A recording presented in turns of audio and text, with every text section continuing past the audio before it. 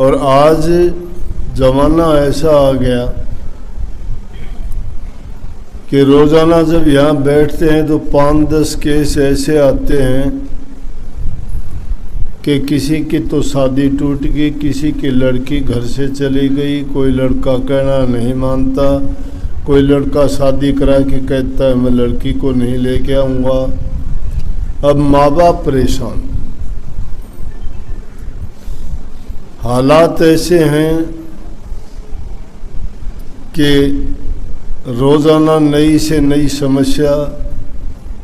अब घर परिवार में जब लोगों के सामने ऐसी समस्या परेशानी होगी, कहाँ जाएंगे वो सोचते हैं चलो महाराजियों को जाके कहें, पूछ के आए, कोई झगड़ा, कोई मुकदमा, उन चीज़ों को भी लेके आते हैं, कोई रोग, कोई बीमारी, क्योंकि उनकी बात को सुनने वाला नहीं है। वो अपनी दुख भरी बात किसको बताएं। दुनियादारी के लोग तो किसी की बात सुनते हैं, सुन के उसका मजाक उड़ाते हैं। कोई उनका ये नहीं कि दुख बटा लेगा, चाहे घर का हो, बाहर का हो, परिवार का हो, दुख बटाने वाला नहीं है, बल्कि दुख बढ़ाने वाला ज़्यादा है।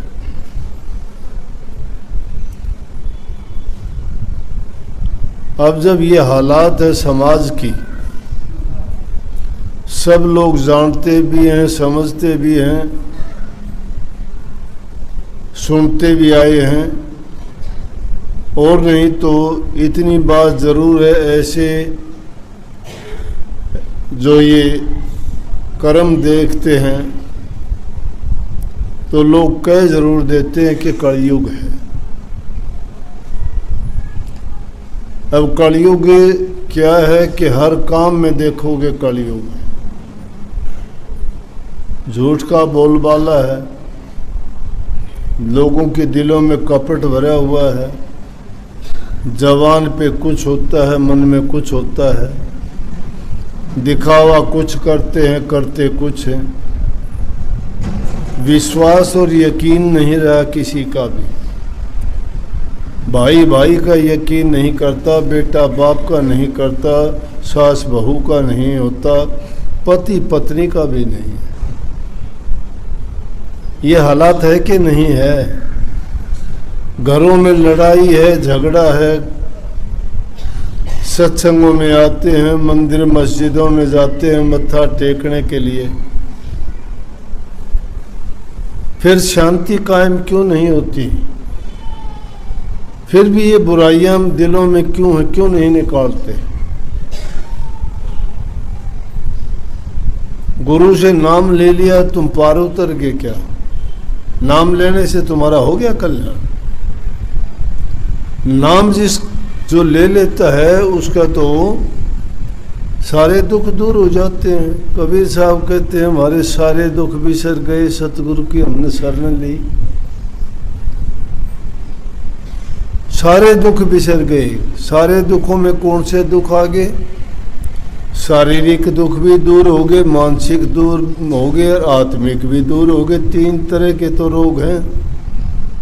कबीर साहब जैसे संतों ने वाणी कही कि संतों के संग में आने से, गुरु से नाम लेने के बाद तो उसके सारे दुख बिसर जाने चाहिए। लेकिन यहाँ तो दुख बिसरे कहाँ के, दूने दुख और लगा लिए। मंशा कुछ और होती है, मंशा कुछ और होती है। सतगुरु के पास हम इस उद्देश्य से आते ही नहीं कि हमारा कल्याण हो, हमारा सुधार हो। उसके पीछे कहानी कुछ होती है, कोई कुछ चाहता है, कोई कुछ चाहता है, लालच है। उसके पीछे भी स्वार्थ है। कोई संतान चाहता है, कोई धन चाहता है, कोई नौकरी चाहता है, कोई रोग से निवृत्ति चाहता है। लेकिन उनको जो दवा दी गई उस दवा का प्रयोग करना ही नहीं जानते, ना उसको प्रयोग करना चाहते हैं। संत उनको अमोला नाम देते हैं जो सब चीज़ों का इलाज है।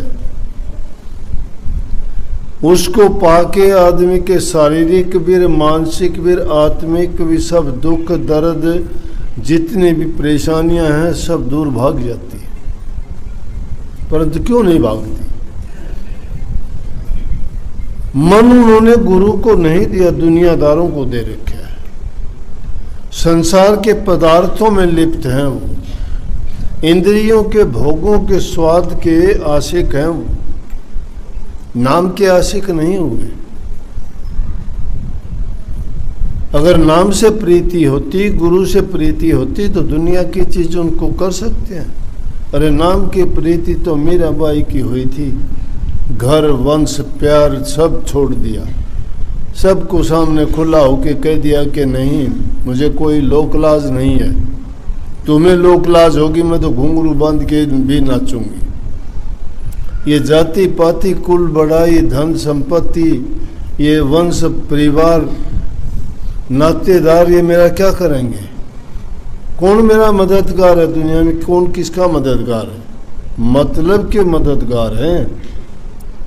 जब तक किसी का स्वार्थ पूरा होता है तुम बहुत अच्छे लगते हो, जिस दिन उनका स्वार्थ पूरा नहीं होगा उसी दिन तिलांजलि दे देंगे, भाग जाएंगे।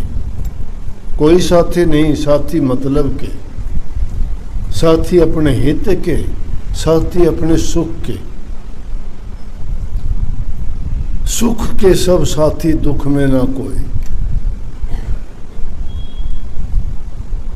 लेकिन संतों की शिक्षा और संस्कार ये हैं कि सुख और दुख को बराबर मान ले। सुख में सुखी नहीं, दुख में दुखी नहीं।